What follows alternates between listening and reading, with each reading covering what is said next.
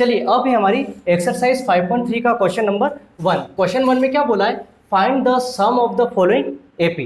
ठीक है, उन्होंने ये बोल रखा है क्या करना है, सम। ठीक है, इस पर थोड़ा ध्यान देना। क्वेश्चन लिख रखा है 2, 7, 12 है ना, एपी दे रखे हैं। फिर आगे बोला है डैश डैश चलता जा रहा है टू 10 टर्म्स, ये बता रखा है। वही सेम प्रोसेस, ए भी लेना है, डी भी लेना है और एन भी लेना है। ठीक है, कैसे, ये तो आपको पता ही होगा। ए इजिकल टू कितना दिया है 2 और डी बराबर आपको पता होगा A2 माइनस A1। तो A2 कितना है 7 माइनस A1 कितना है 2। 7 में से 2 लेस करो कितने 5, तो D बराबर कितना आ गया 5। यहाँ तक क्लियर है आपके। अब A तो आ गया, D भी आ गया। अब क्या दे रखा है 10 टर्म, जहां भी लिखा हो 10 टर्म 12 टर्म कुछ भी लिखा हो, बस टर्म यूज हो जाए तो वो होता है n। तो n बराबर कितना है 10। आई बस समझ में। अब एक चीज ध्यान रखो, यहाँ पे क्या बोला है, सम करना है। एक्सरसाइज जो हमने 5.2 देखी थी ना, उसमें क्या था, एन मतलब लास्ट टर्म निकालनी थी। लेकिन इसमें क्या करना है, उसका जो भी टर्म है क्या करना है, सम करना है। तो ध्यान रखो, सम करने का फॉर्मूला दिमाग में बिठा लेना, S N is equal to N upon 2 A plus N minus 1 D.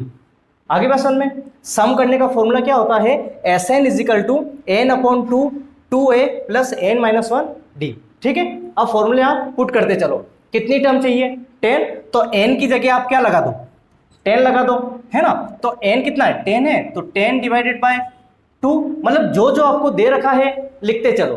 10 divided by 2, 2 की जगह 2 आ गया a, मतलब इन दोनों के बीच में कुछ नहीं है तो क्या है मल्टीपल। तो मल्टीप्लाई कैसे करोगे, मल्टीप्लाई का साइन लगाओ, a कितना है 2, ये आ गया, प्लस का प्लस n माइनस 1, तो n हमारे पास कितना है 10 माइनस 1 और d कितना है हमारे पास 5।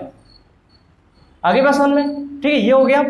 अब क्या करना है, मल्टीप्लाई तो आप बाद में करना, पहले क्या करते हैं डिवाइड करते हैं। तो ये कैंसिल कर दो, 2 5 जा 10, तो 5 तो ये बच गया। अब आप क्या करोगे, अंदर अंदर सोल्व कर लो, 2 2 जा 4 प्लस, है ना, 10 में से 1 गए कितने बचे 9 बच गए, और मल्टीप्लाई बाय 5 तो है ना, ये अपना ये आ गया। आई बस समझ में। उसके बाद में आप कैसे करोगे, अब देखो 5 का 5 है, फिर क्या है, इसके बीच में कोई साइन नहीं, ब्रैकेट लगा दो, लगा हुआ है 4।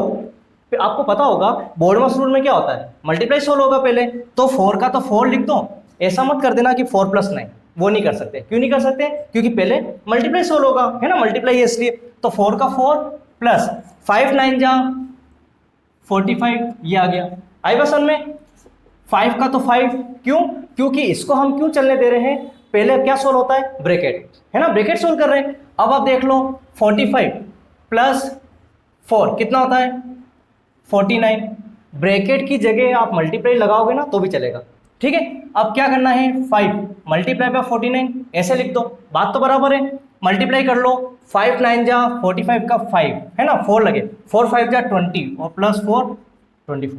आई बात समझ में। तो 20 जो भी हमारा टर्म है, मतलब 10 टर्म है, तो यहाँ पे कितना 10 था ना, S10, तो 10 टर्म का सम कितना आ जाएगा 245। आगे बात समझ में। ठीक है, ये निकल गया। अब वापिस ऐसे ही सिमिलर -37, मतलब कुल मिला के ये टर्म आपको किस में दे रखी है, माइनस में दे रखी है, कोई दिक्कत नहीं। ए बराबर कितना माइनस का 37। ठीक है, डी आपको पता ही होगा A2 माइनस A1 करते हैं, A2 कितना है माइनस का 33। ठीक है, फॉर्मूले का माइनस लगा दो, और A1 कितना है माइनस का 37। जब ये भी माइनस में तो अपन क्या करेंगे, ब्रैकेट में लिख दो माइनस का 37। आगे बात समझ में।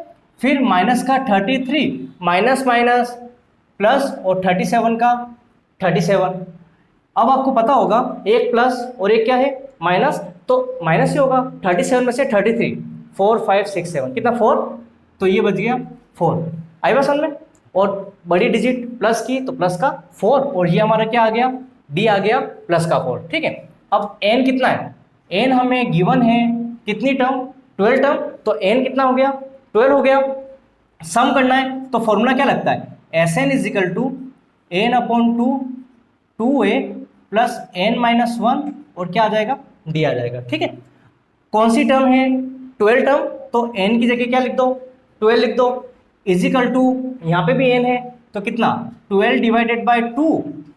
अब जो भी आपको पता है कॉपी करते चलो, 2 इन दोनों के बीच में कुछ नहीं तो क्या है मल्टीप्लाई, ए कितना है माइनस का 37, तो ध्यान रखो माइनस का आ गया तो आप क्या करो ब्रैकेट में लगा दो, ब्रैकेट में लिख दो माइनस का 37। अगर मैं ब्रैकेट नहीं लगाता तो मल्टीप्लाई और माइनस दोनों मिक्स हो जाते है ना।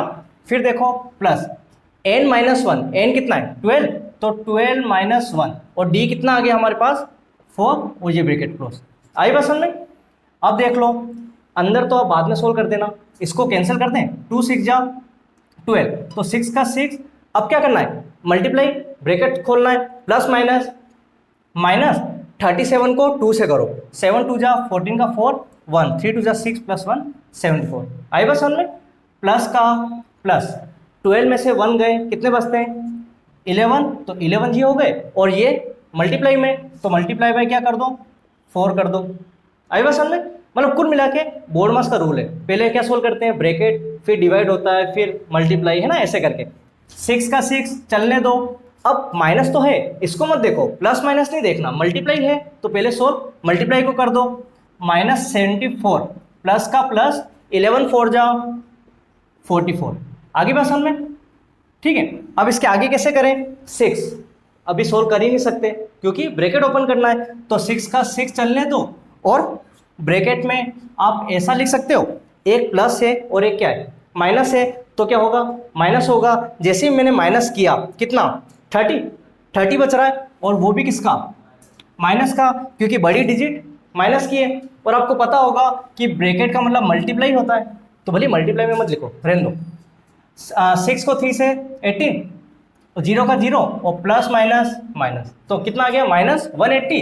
तो यहाँ पे आप लिख सकते हो S12 हमारे पास कितना आया माइनस का 180, ठीक है। टोटल सम करेंगे तो कितना आ जाएगा माइनस का 180। आया समझ में। चलिए अब नेक्स्ट पार्ट है हमारा थर्ड। इसमें क्या बोला है 0.6 1.7 2.8 और चलने के बाद में बोला है 100 टर्म्स, मतलब कुल मिला के पॉइंट में दे रखा है आपको, कोई दिक्कत वाली बात नहीं है ना। सोल्व करते हैं अपन इसको। a बराबर कितना हो जाएगा 0.6 है ना, उसके बाद में d क्या होता है a2 माइनस a1 है ना, d कितना हो जाएगा a2 माइनस a1, a2 कितना है 1.7 और उसमें से माइनस करना है 0.6। आई बात समझ में। 1.7 में से 0.6 आपको क्या करना लेस करना है, ठीक है। पॉइंट में लेस करना तो आता ही है, बता चुका हूँ है ना, डायरेक्ट कर लेते हैं। 1.7 माइनस 0.6 ये आ रहा है 1.1, तो d कितना आ गया 1.1। उसके बाद में आपको बोला है कि d तो हो गया, n कितना बोल दिया 100 टर्म्स, ठीक है। सम करना है तो सम में क्या Sn is equal to n upon 2a plus n minus 1 क्या आ जाएगा d, ठीक है। अब देखो कितनी टर्म 100 टर्म, तो n की जगह क्या लिख दो 100 लिख दो। n कितना है 100 डिवाइडेड बाय 2 आ गया, जो जो पता है कॉपी करते चलो। 2 का 2 है ना, कोई साइन नहीं इनके बीच में, a कितना है 0.6 तो multiply by 0.6 plus n minus 1, तो n कितना है 100 माइनस 1 और d कितना है आपके पास 1.1। आई बस में।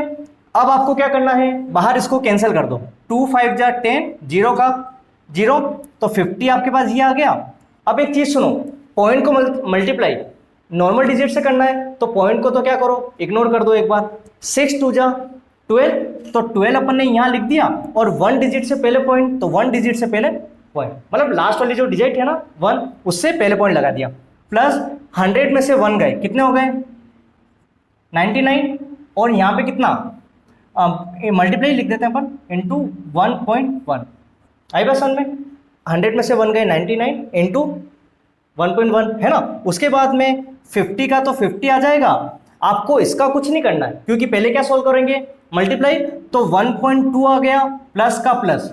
अब कैसे, पॉइंट को तो भूल जाओ, ठीक है, पॉइंट को भूल गए अपन।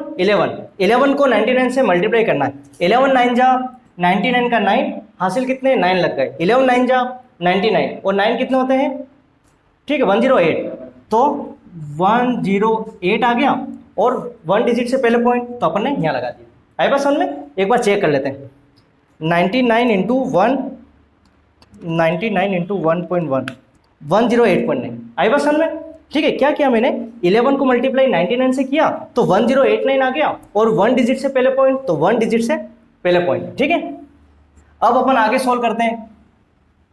अब इसमें क्या है 50 का तो 50 रह जाएगा, फिर ब्रैकेट लगा हुआ है 1.2 में क्या सम करना है 108.9 कर देते हैं। 1.2 में सम कर दो 108.9 तो ये आ रहा है 110.1। आई बात समझ में? ठीक है, ब्रैकेट की जगह अपन मल्टीप्लाई लगा के भी तो कर सकते हैं 110.1। आई बात समझ में? वही सेम प्रोसेस, नॉर्मल आप मल्टीप्लाई करोगे तो पॉइंट को भूल जाओ, इस पूरे को इससे मल्टीप्लाई करना, फिर 1 डिजिट से पहले पॉइंट लगा देना, है ना। मैं डायरेक्ट कर देता हूँ 50 मल्टीप्लाई बाय 110.1 तो ये आ रहा है 5505। आई बात समझ में? और ये क्या था अपना S100, तो यहाँ लिख दो S100 कितना आ गया हमारे पास 5505। आगे बात समझ में?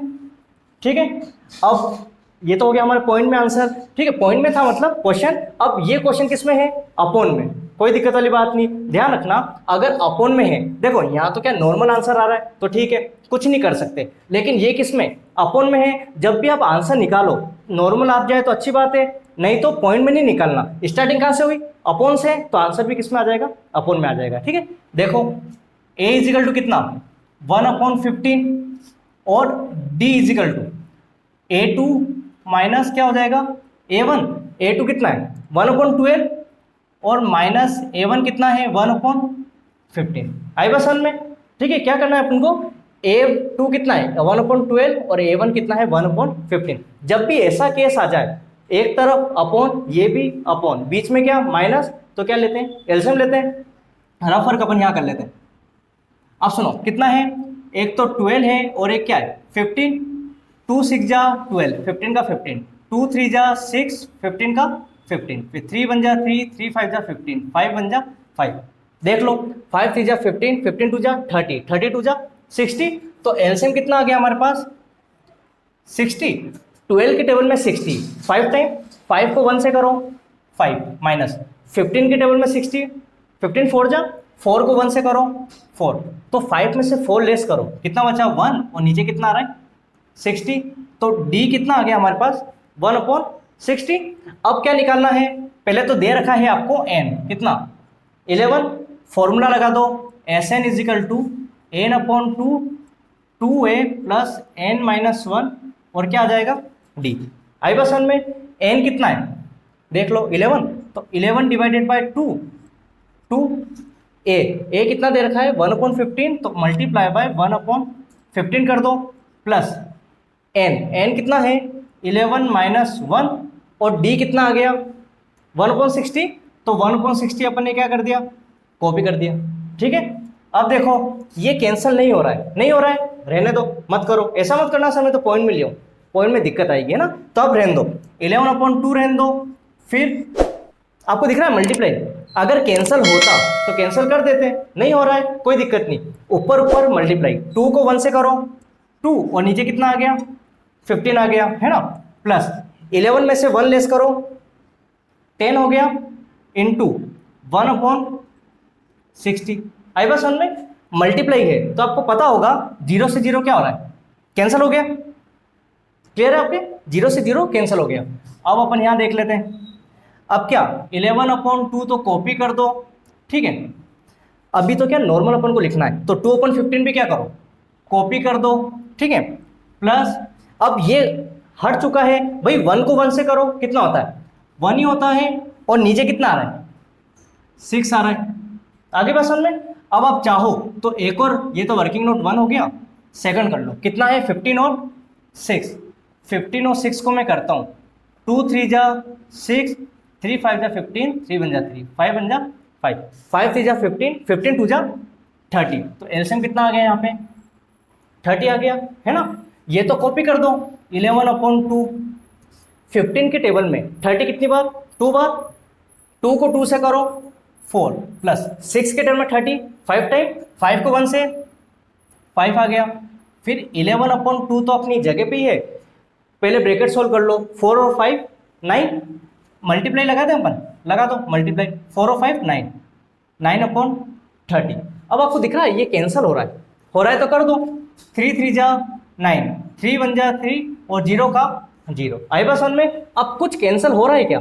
नीचे नीचे कैंसिल नहीं हो सकता, ऊपर नीचे हो सकता है, लेकिन नहीं हो रहा है। छोड़ो, 11 को 3 से करो 33 और 10 को 2 से करो 20। अब ऐसा टेबल बोलो जो ऊपर नीचे डिवाइड हो जाए। नहीं हो रहा है। हो रहा है क्या? क्योंकि जिससे ये डिवाइड होगा उससे ये नहीं होगा, और जिससे ये होगा उससे ये नहीं होगा। आई बात समझ में? तो ये कैंसिल नहीं हो सकता। अगर आप सोल्व करोगे पॉइंट में आंसर आ सकता है, लेकिन पॉइंट में नहीं लाना। क्यों नहीं लाना? क्योंकि स्टार्टिंग कहाँ से हुई थी? अपॉन से। तो हमारा आंसर यही हो गया। और यहाँ लिख दो 11 टर्म कितनी आ गई? 33/20, है ना? तो हमारा आंसर ये हो गया। आया समझ में?